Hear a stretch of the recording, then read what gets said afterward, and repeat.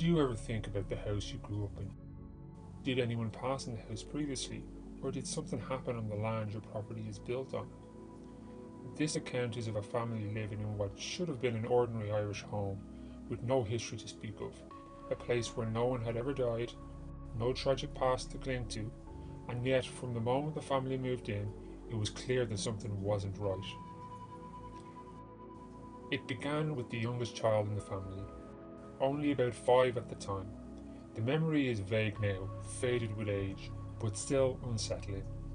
Late at night in the dark, the child would awaken to a presence, a dark figure standing over the bed. Each time the child would try to move or scream but couldn't.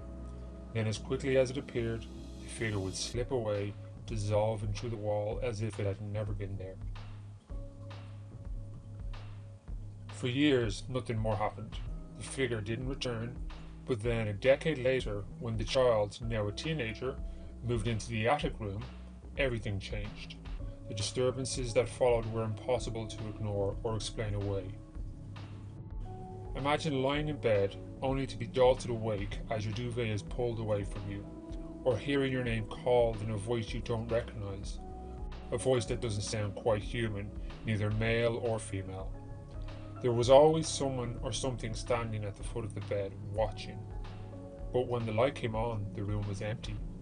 And as if that weren't enough, there was the radio.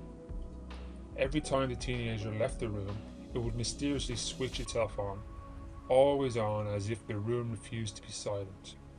The strange occurrences weren't confined to the attic room either. Throughout the house, shadows would dart just out of sight, always in the periphery, never clear enough to see. But the most disturbing thing, something the teenager could never quite explain, was the reflection in the television. While sitting in the living room, the screen would reflect the hallway behind, and every time the teenager glanced at it, there would be a figure standing there, every single time. But the hallway was always empty when the teenager turned to look. The family thought it might be in their heads, chalking it up to imagination or stress. But things escalated when they brought a new member into the house, a small Yorkshire Terrier. From the moment the dog entered the house, it became clear something was wrong. She would bark relentlessly at empty corners, chase things that weren't there, and sometimes cry as if she were terrified of something that no one could see. Strangely enough, when the family eventually moved to a new home, the dog's behaviour changed instantly. No more barking or crying. But when they brought the dog back to the old house, she refused to enter. She would stand at the door, trembling, unwilling to cross the threshold. For years, the teenager, now an adult, kept these experiences to himself, pushing the memories away, convincing himself it had all been a product of an overactive imagination. But that all changed one Christmas, during a family dinner. It was a casual conversation. Someone brought up the topic of ghosts, as people sometimes do, more for fun than anything serious. But when he shared his memories of the dark figure and the strange happenings in the attic room, something unexpected happened. His sister, the previous occupant of the attic room, broke down in tears. She had never spoken about it before, but everything, every single eerie experience that had happened to him had also happened to her, but was much worse, she said. The figure, the voices, the feeling of being watched, it had haunted her for years, and she had been too frightened to even mention it. But there was more. One morning, during those unexplained nights of heightened activity in the house, something happened in the bathroom. The family had a large mirror there, and their father was meticulous about keeping it spotless. No one was allowed to touch it or wipe it down. Yet that morning, after someone had a shower and the mirror fogged up, something was written in the condensation.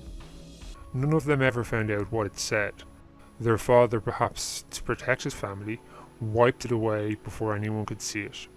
But the fact that something had been written at all, in a house where no one was allowed to touch the mirror, was enough to send a shiver down their spines.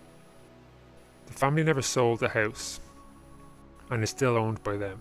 The dog, even to this day, refuses to enter. Sometimes the most unsettling stories are the ones that no one really knows the answers to, the ones where there's no tragic backstory or explanation, just a presence, a house that never quite felt empty, experiences that leave more questions than answers, answers that may never be found. Until next time, remember, the things that we fear in the dark may be closer than we think. Sleep well, if you can.